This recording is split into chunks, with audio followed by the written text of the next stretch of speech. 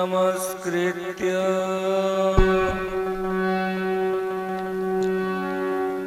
नरं चैव नरोत्तमं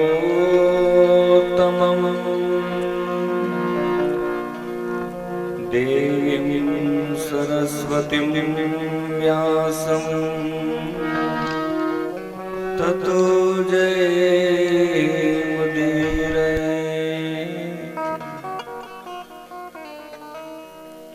कृष्णाय वासुदेवाय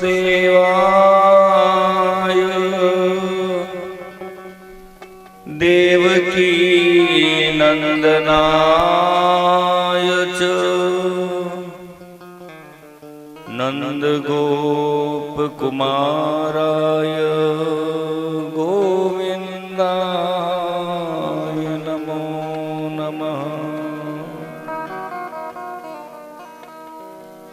मुखं करोति वाचालं पङ्गुमलङ्घयते गिरिं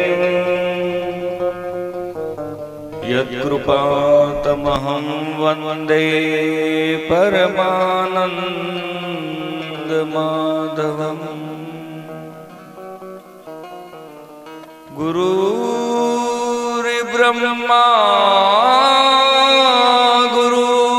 विष्णु गुरुर्देव महेश्वरः गुरुर्साक्षात् परब्रह्म तस्मै श्री गुरुवे नमः। बंसी विभूषितकरानवनीरदाभात् पीताम्बरादरुणबिम्बफलादरोष्टात् पूर्णेन्दुसुन्दरमुखादरविन्दनेत्रात् कृष्णात् परं किमपि तत्त्वमहं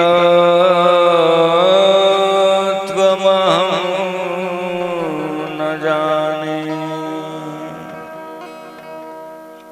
करारविन्देन पदारविन्दं मुखारविन्दे विनिवेशयन्तं वटस्य पत्रस्य पुटेशयानं बालं मुकुन्दं मनसा स्मरामि।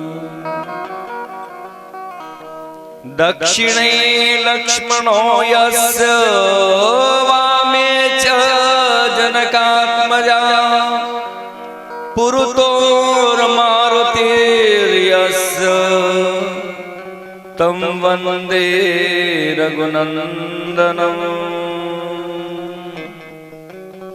तं वन्दे रघुनन्दनम्।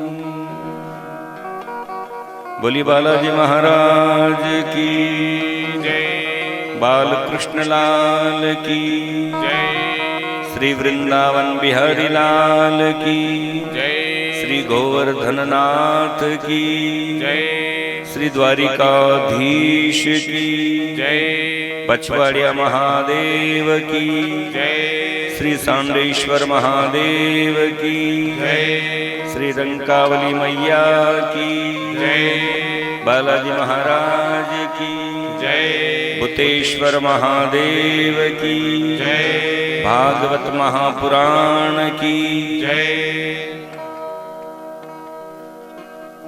आइए आज मंगलवार है, बालाजी महाराज को वंदना बड़े भाव से आप भी उच्चारण। सीताराम वंदना राधे श्याम वंदना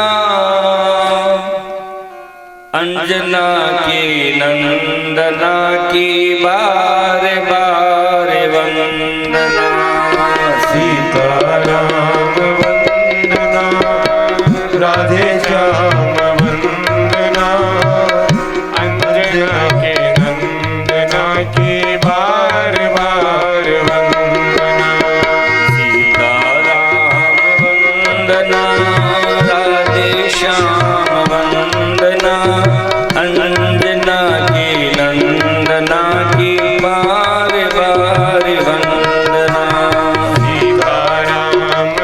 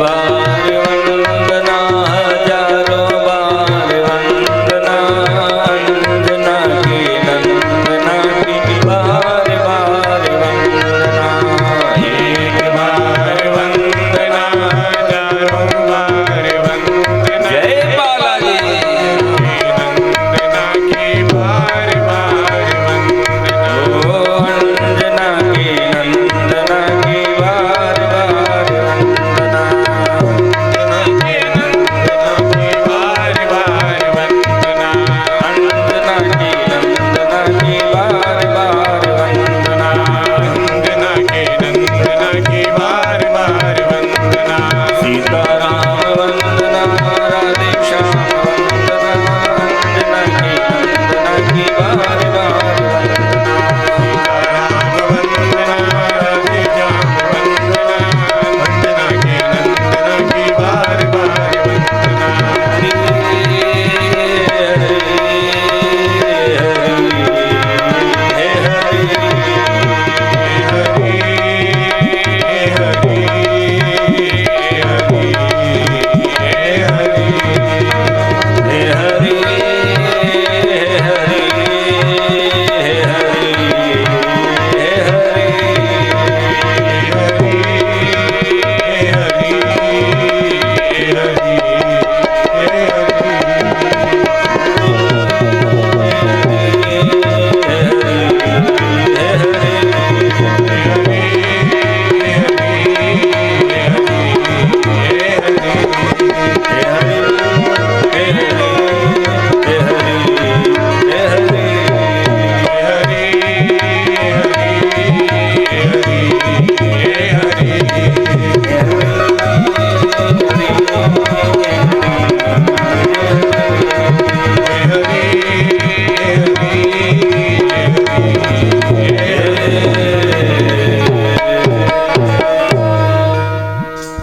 बोलिए सियावर रामचंद्र भगवान की बालाजी महाराज की जय बाल कृष्ण लाल की जय भूतेश्वर महादेव की जय सद्गुरु देव की जय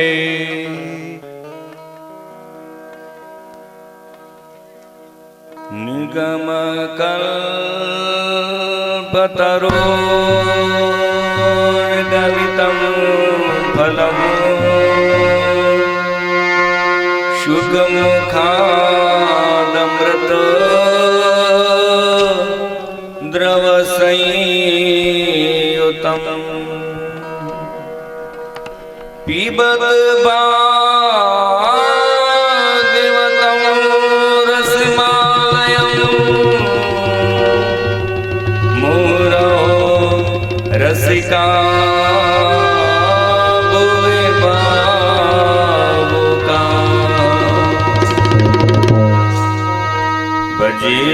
वज्रदेकमण्डनं समस्त पापखण्डनं स्वभक्तिचेतरञ्जनं सदैव नन्दनन्दनं सुपेच्यगोच्यमास्तकं सुनादवेणुहस्तकम् अनङ्गरङ्गसागरं नमामि कृष्णनादरं अनङ्गरङ्गसागरं नमामि कृष्णनादरम्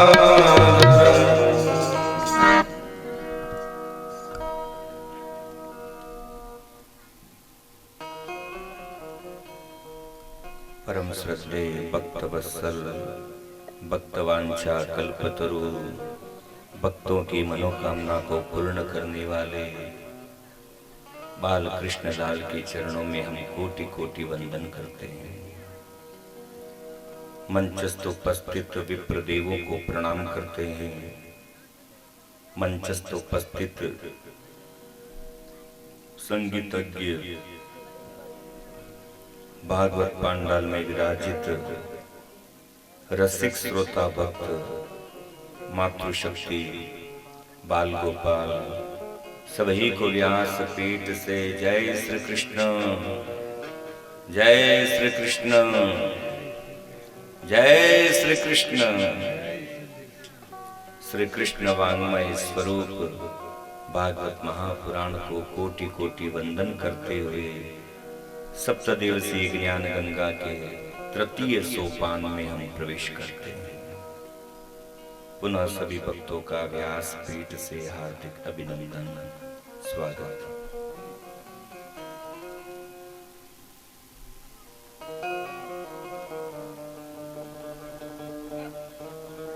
कल कथा विश्राम के समय आपने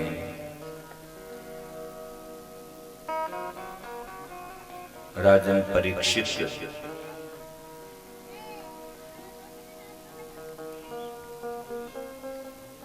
शमीक महात्मा का सर्प डाल करके अनादर करते हैं। महात्मा शमीक के पुत्र श्रृंगी के द्वारा सम्राट परीक्षित को श्राप लगा। इति लंघित मर्यादं रक्षक सप्तमे हनि दंशयन्ति स्म कुलांगार चोदितो में तदध्रुवम्। जिस राजा ने मर्यादा का उल्लंघन किया उस राजा की आज से 7वें दिन तक्षक नाग के काटने से मृत्यु हो जाए। सम्राट परीक्षित सुनते ही राज्य का त्याग करके संत वेश बना करके जंगल में चल पड़े।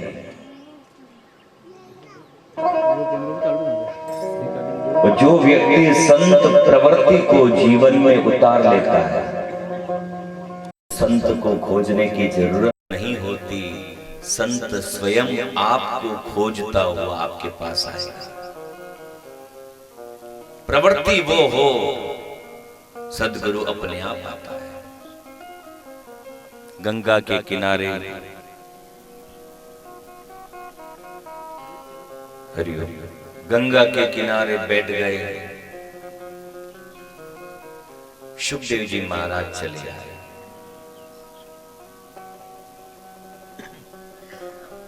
सुखदेव जी महाराज प्रकट हुए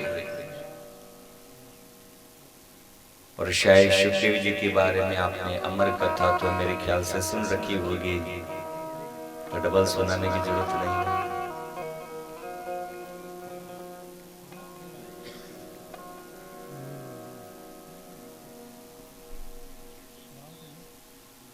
देखो, भगवान शिव और पार्वती ये विश्व में ऐसा जोड़ा है, पति पत्नी का पहला जोड़ा है जो धर्म की चर्चा करता है बैठ करके। तेरी मेरी झगड़े की बात नहीं होती, इन दोनों के मध्य में दोनों में आध्यात्मिक चर्चा ही होती है। भगवान शंकर कहते थे, हे उमा, उमा जे राम चरण रत विगत काम सब क्रोध, प्रभु मैं देखहि जगत कासन करहूं विरोध। रामचरितमानस में गोस्वामी जी ने लिखा, भगवान शिव कहते हैं, हे उमा जे राम चरण रत विगत काम सब क्रोध, प्रभु मैं देखहि जगत कासन करहूं विरोध। हे उमा, जो भक्त काम क्रोध का त्याग करके श्री राम के चरणों में मस्त हो जाता है, उसकी दृष्टि में बस प्रभु ही प्रभु, वो सब में प्रभु को ही खोजता है। उसकी दृष्टि प्रभुमय हो जाती है। सिया राम मैं सब जग जानी, करो प्रणाम जोरी जुग पानी। सब में वो ठाकुर जी को देखता है। मेरे भाई बहन, यदि व्यक्ति भी व्यक्ति के घट में ठाकुर जी का दर्शन करे तो भगवान शिव कहते हैं कि हे उमा कासन करहूं विरोध। एक दूसरा व्यक्ति यदि एक दूसरे के घट में हृदय में भगवान को देखेगा, सीताराम जी की झांकी को देखेगा, तो झगड़ा क्या सीताराम जी से करोगे? भगवान से झगड़ा करोगे? झगड़ा ही समाप्त हो जाएगा। सब में प्रभु को देखो।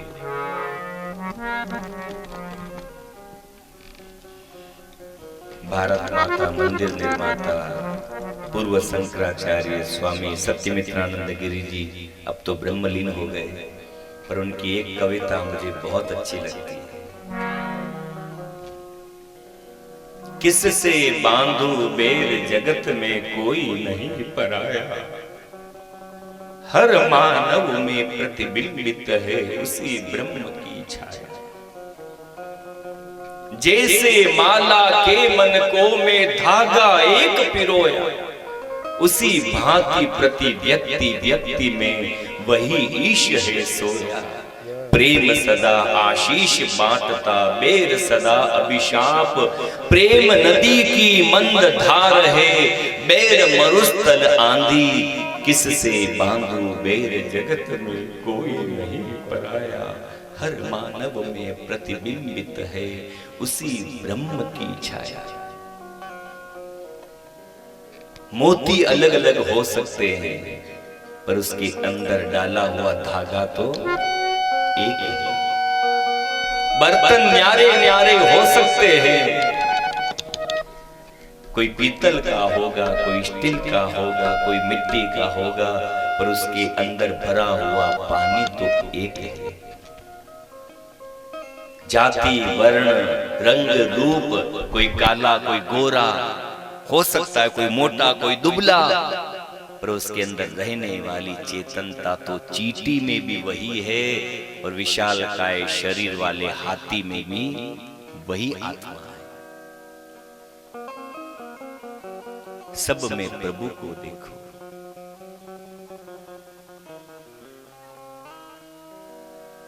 पिता भी पुत्र के गट में सीताराम जी की झांकी को देखे, पुत्र भी पिता के हृदय में प्रभु का दर्शन करे, भाई भी भाई के गट में प्रभु को देखे, बहू भी सास के हृदय में ठाकुर जी का दर्शन करे, और सास भी बहू के गट में प्रभु को देखे, तो बोलो कासन करहूं विरोध। फिर झगड़ा होगा? झगड़े ही समाप्त।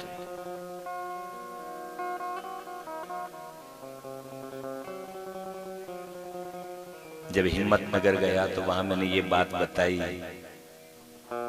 कि बहू भी सास के हृदय में ठाकुर जी को देखे।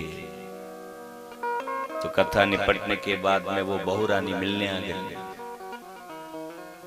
महाराज जी ऐसी बातें कथा में मत बोला। मैंने कहा क्यों, क्या गलत कहा? आपने कहा ना कि बहू भी सासू माँ के हृदय में ठाकुर जी को देखे, तो आपने माला में हमारी हाशु परशुराम है, अब उसके गट में मैं राम जी को कैसे देखूं? वो तो परशुराम है। मैंने कहा कैसे भी हो, पर है तो राम। परस के आगे भी तो राम है, परशुराम। किसी भी बहाने देखो, किसी के सासू यदि थोड़ी तेज है तो समझ लो ये थोड़े तेज राम है, किसी की भोली है तो समझ लो ये भोले राम है, किसी की ठंडी है तो ठंडे राम है। किसी भी बहाने देखो, पर देखो राम को, ताकि हाथापाई नहीं हो, गलत शब्द आपके मुख से नहीं निकले। तेज है तो क्या, तेज राम के दर्शन कर लो। भगवान भी कभी कभी तो धनुष बाण उठाते हैं, पर देखो प्रभु को। ऐसी चर्चाएं शिव और पार्वती के मध्य में चलती थी। तो एक बार माता पार्वती ने पूछा, भोलेनाथ एक बात पूछना चाहती हूं। पूछो पार्वती। आपके कंठ में जो ये मुंड माल है, ये कपाल किसके हैं? क्यों पार्वती?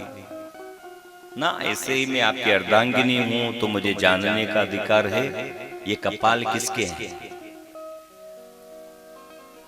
भगवान ने कहा सुनो पार्वती, जानना चाहती हो तो सुनो, ये कपाल आपके ही है। जब जब आपका मरण होता है मैं वो कपाल अपनी माला में पिरो लेता हूं।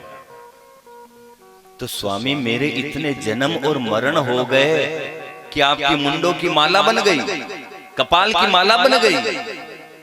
हाँ पार्वती, आपके अनेक जन्म और अनेक मरण हो गए। तो स्वामी आप वो कि वो हो? हाँ, मैं तो अविनाशी हूं, मेरा जन्म मरण नहीं होता है पार्वती, मैं अविनाशी हूं। तो स्वामी आपने ऐसा क्या कर रखा है कि आपका, पार्वती जानना चाहती हूँ क्या कर रखा है? मैंने अमर कथा को जीवन में उतार रखा है, इसलिए मैं अजर अमर हूं। तो स्वामी वो कथा मुझे भी तो सुनाई।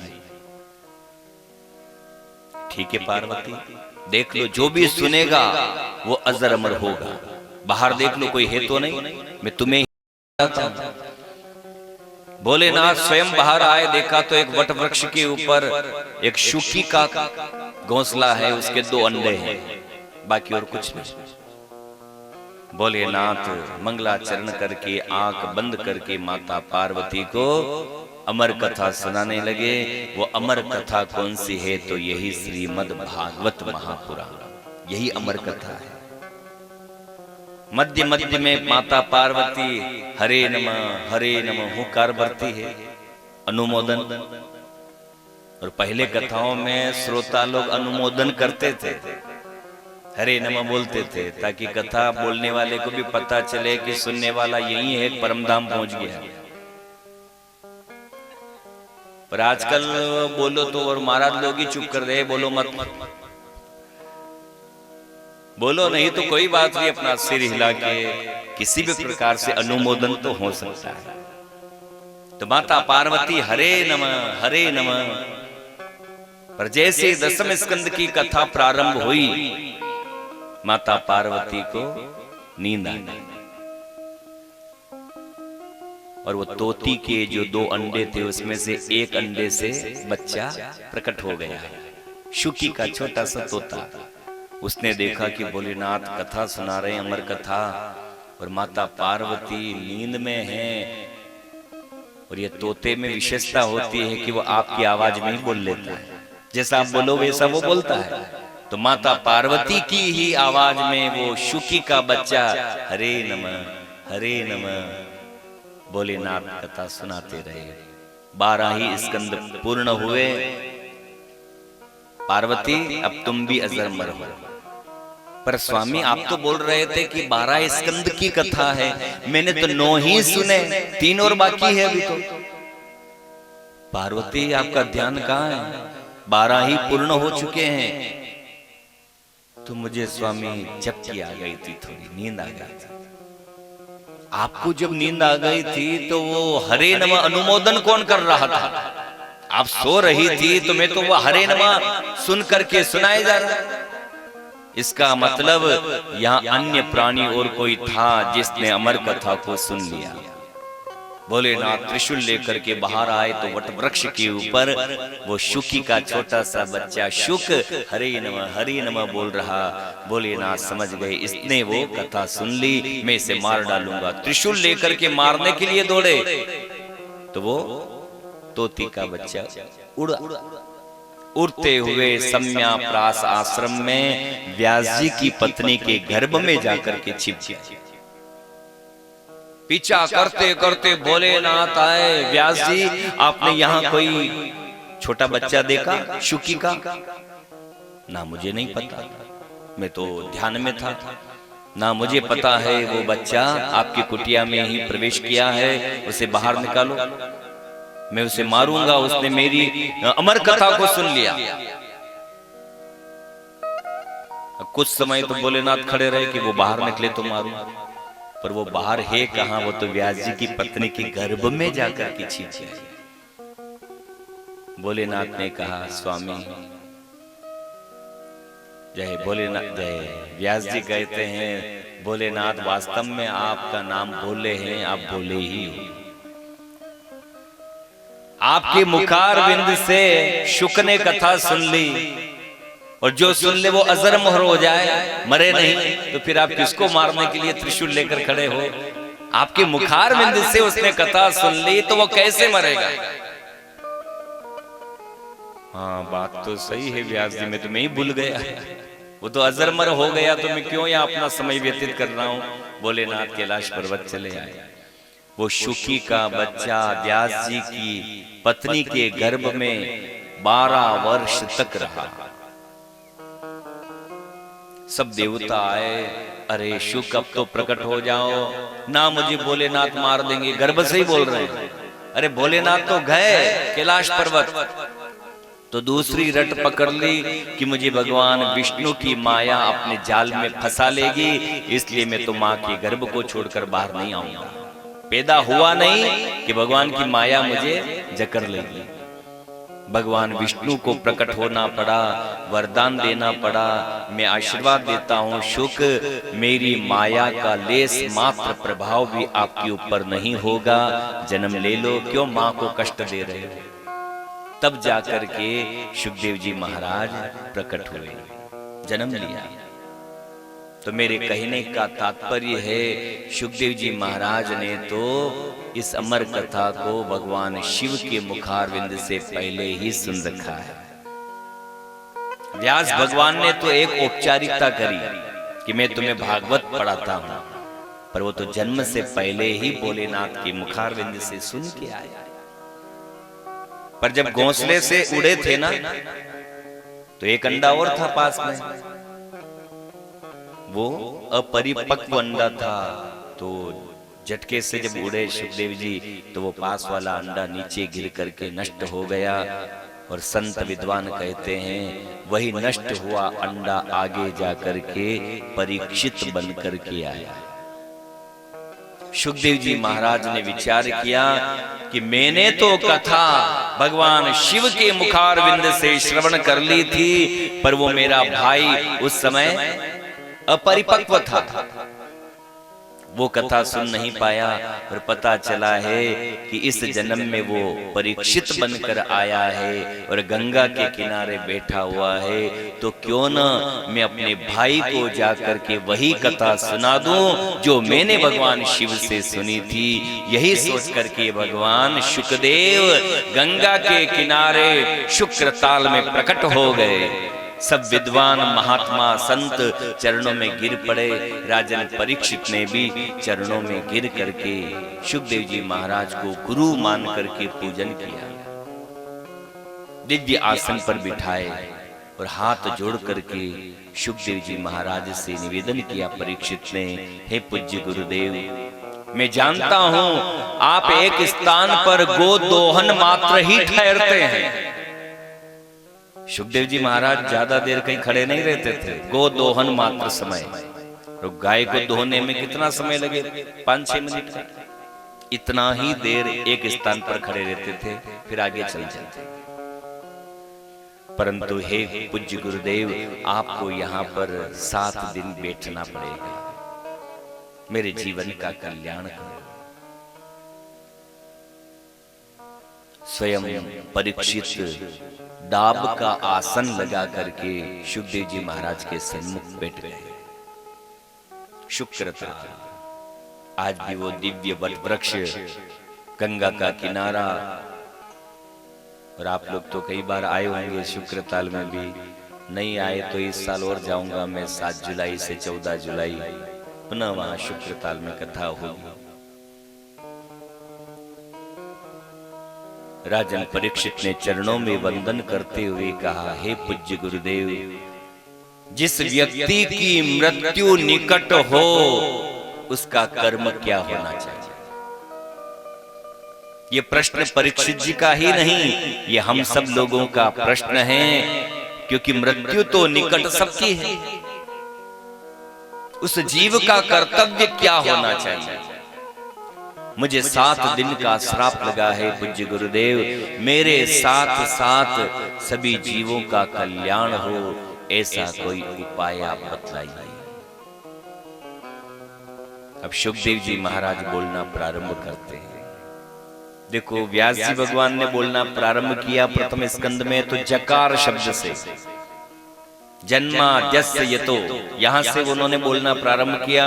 और सुखदेव जी महाराज के मुखार बिंद से भागवत में सबसे पहला श्लोक कौन सा निकला? यहीं से भागवत कथा प्रारंभ होती है। वरियान नेशते प्रश्न क्रतो लोकहितो नृप आत्मवत सम्मत पुंसा श्रोतव्यादि स्वयंपरः। सुखदेव जी महाराज वकार शब्द से बोलना प्रारंभ करते हैं और वकार शब्द व्याकरण में हृदय को स्थिरता प्रदान करता है, एकाग्रता। जकार शब्द दग्धाक्षर है और वकार शब्द एकाग्रता का सूचक है, स्थिरता का सूचक है। सुखदेव जी महाराज कहते हैं, हे राजन, वरियान नेश ते प्रश्न, आपके प्रश्न वरियान मने श्रेष्ठ, आपके प्रश्न बहुत श्रेष्ठ हैं। क्यों श्रेष्ठ हैं? क्योंकि हे राजन, आपने अपने लिए नहीं सभी जीवों की भलाई के लिए पूछा। क्रतो लोक हितो नृप, सबकी भलाई के लिए पूछा।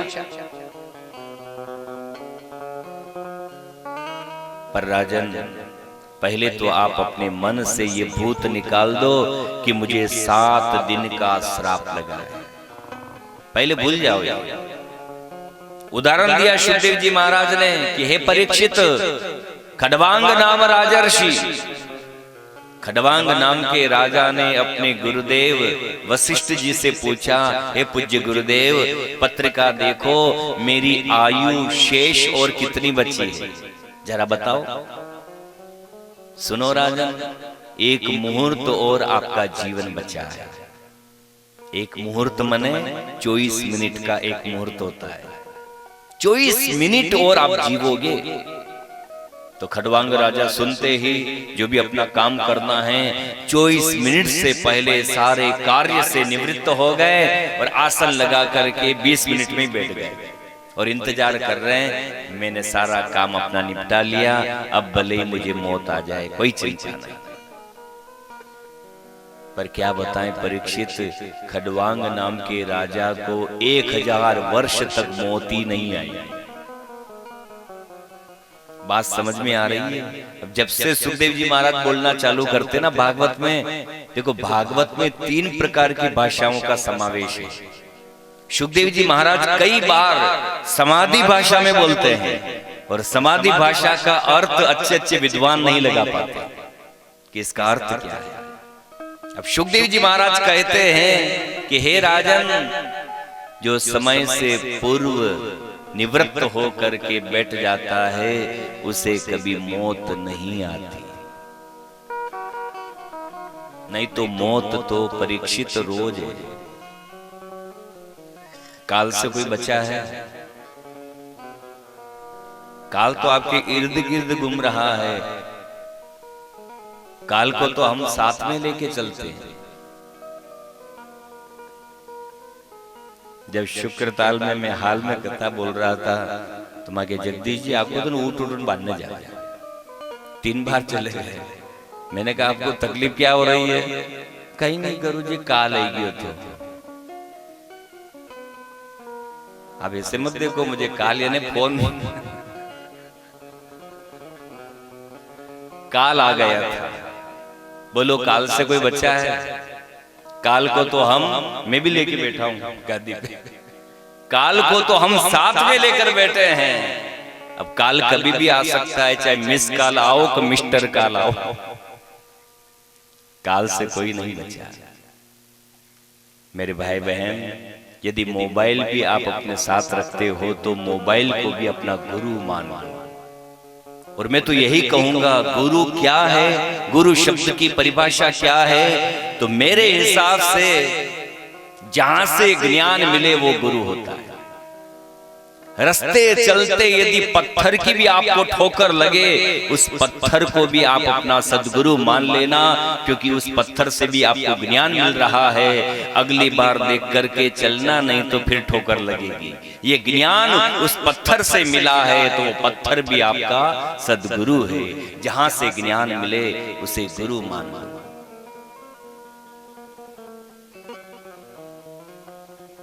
तो काल तो मेरे भाई बहन, मौत रोज है। आप सोच रहे हो कि मैं बड़ा हो रहा हूं, मैं बड़ा हो रहा हूं। ना भैया, जब तू छोटा था, पैदा हुआ उस दिन भले ही तू बड़ा था, वो तेरी मौत छोटी थी। पर जैसे जैसे व्यक्ति की आयु बढ़ती है, व्यक्ति बूढ़ा होता है और मौत जवान होती है, मृत्यु जवान होने लगती है। नहीं तो मौत तो दिन में 25 बार लोगों को आती है, और माता बिना ने तो रोज आवे मौत। समय पे उठ जावे तो सब काम समय पे कर ले, दूध भी निकाल ले, झाड़ू पोछा भी कर ले, भोजन भी बना ले, और उठने में लेट हो गए तो अब पानी भरू, बेंशे हिला पाती, दूध काढू, यो करो, वो करो, कई करो, मने तो आज मौत आई नहीं है। रोज आती ना मौत, काम की मौत आती है।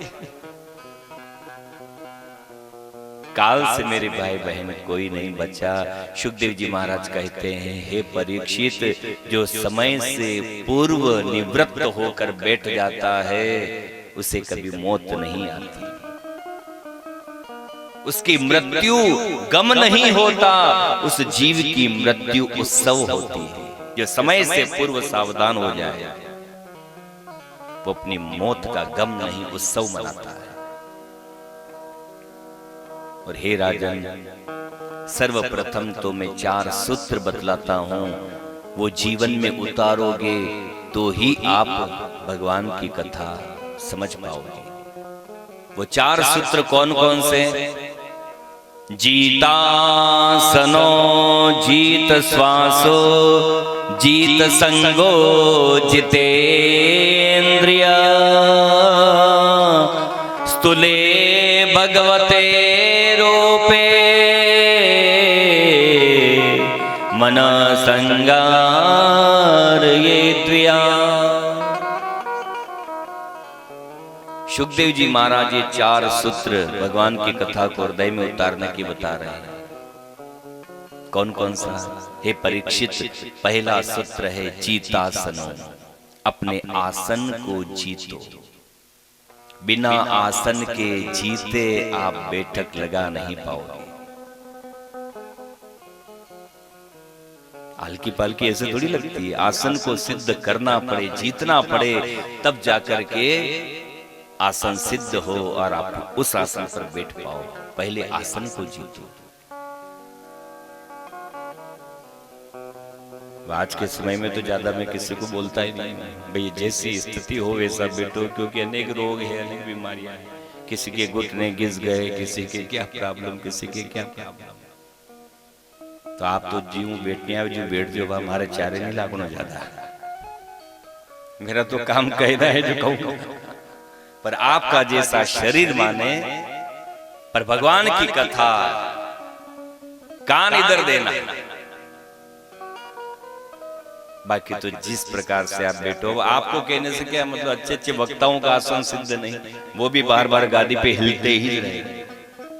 और अब तो आसन ही बदल गए, आप तो सोफा सेट लगाए, न जाने कुर्सी पे लगाए, बैठना भी अलग अलग, आसन लगा ही नहीं पाता। मुझे भी बहुत सारे कहते हैं, महाराज थाको शरीर घणो दूबरो हो, खाया पिया करो। मैं क्यों मोटो जो वेग्यो नहीं तो बची 1 घंटो ही बैठूंगा गादी पे, ध्यान रख लीजिए। अभी भले आप 10 घंटे बैठाओ, एक आसन पर बैठा रहूंगा। पर आसन को जीतने के लिए प्रयास करें। जीतासनो, जीत श्वासो, फिर अपने श्वासों को जीतो। अब आप कहेंगे, महाराज श्वास कैसे जीतते हैं? ये श्वास भी कोई जीतने वाली बात है? देखो, एक बात और मैं आपको बतला दूं, आयु बढ़ाना भगवान के हाथ में नहीं है, आयु बढ़ाना आप लोगों के हाथ में है। जब हम पैदा होकर आते हैं तो भगवान के यहाँ, धर्मराज के यहाँ चित्रगुप्त जी आपकी आयु एंट्री नहीं करते हैं कि इतने बरस ये जीवेगा ना। धर्मराज के यहाँ पर आपकी श्वासों की संख्या लिखी जाती है। क्या लिखी जाती है? श्वास संख्या। इस जीव की इस जगत में इतनी लाख खरब अरब श्वास हैं, वो श्वास चाहे आप 5 बरस में पूरी करो, 500 बरस में पूरी करो, आयु बढ़ाना आपके हाथ में। जो श्वास दी है, अरे भाई आपको 2000 की नोट दी, अब आप 1 घंटे में खत्म करो, खर्च करो, या 2 दिन में खर्च करो, ये तो आपके ऊपर है ना। और कहां खर्च कर रहे हो, सदुपयोग कर रहे हो, दुरुपयोग कर रहे हो, ये भी आपके हाथ में है। आपको तो दे दिया 2000, अब कैसे खर्च करना ये आपके हाथ में। आयु की संख्या, श्वासों की संख्या दे दी, अब खर्च करना तो आपके ऊपर। योग वशिष्ठ में गुरु वशिष्ठ ने स्पष्ट लिखा है कि जो व्यक्ति 1 मिनट में 3 बार श्वास लेता है वो 225 बरस जीता है, और जो 1 मिनट में 6 बार श्वास लेता है वो 125 बरस जीता है। अब आप घड़ी लेकर बैठ जाना कि आप 1 मिनट में कितनी बार श्वास लेते हो, तो मेरे अनुमान से 12 से 14 बार आप 1 मिनट में श्वास लेते हो। तो जितना जल्दी श्वास लोगे आपकी संख्या तो खत्म हो रही है, खर्च हो रही है। श्वास लेने का हकीकत में तो हमको भी तरीका भी याद नहीं। हम फेफड़े से नासिका तक ही श्वास लेते हैं, और ये श्वास की गति फास्ट होती है। ये 1 मिनट में 14 से 18 तक चल सकती है, पर श्वास लेने का आयुर्वेद के अनुसार सही तरीका है गहरी श्वास लीजिए, नाभि से नासिका तक लंबी गहरी श्वास लो। वही आयुर्वेद के अनुसार ये श्वास की नली आपके शरीर में 80 फीट लंबी होती है। गहरी श्वास लोगे तो कितनी वायु उसमें भरी रहेगी। आप 1 मिनट में 1 बार भी श्वास लोगे तो चलेगा। जितनी श्वास बचाओगे आपकी आयु बढ़ेगी।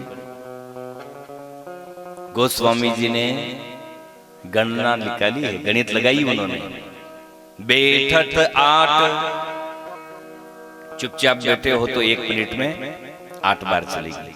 बैठत 8, चलत 18, सोवत 36, स्त्रिया संग 72। ये गोस्वामी जी की गणना है।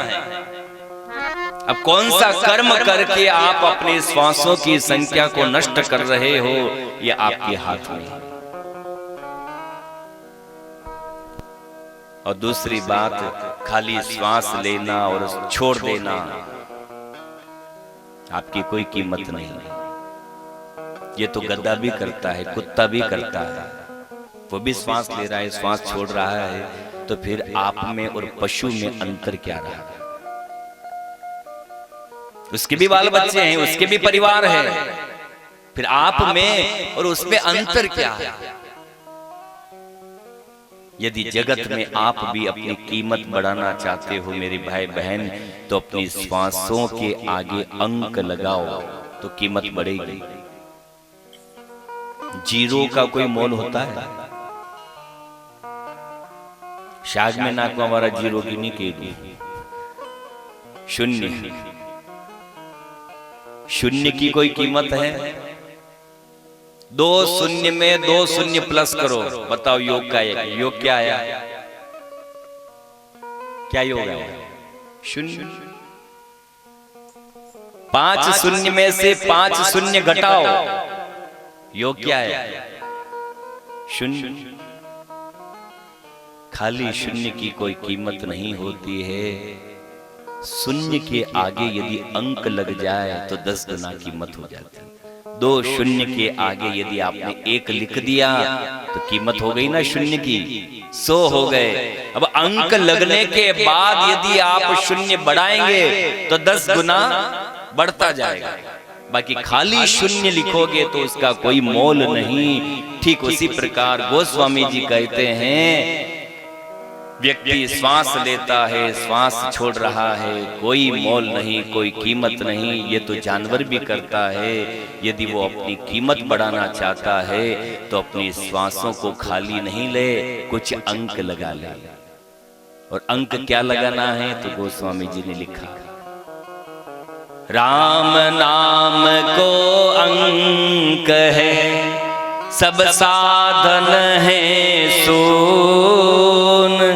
अंक गए कछु हाथ नहीं, अंक रहे 10 गुण। प्रभु का नाम लेकर के श्वास लो, प्रभु का नाम लेकर के श्वास छोड़ो, तो आपकी भी कीमत बढ़ जाएगी, क्योंकि श्वास के आगे प्रभु नाम रूपी अंक लग गया, कीमत बढ़ गई। आप भी लगाओगे श्वासों के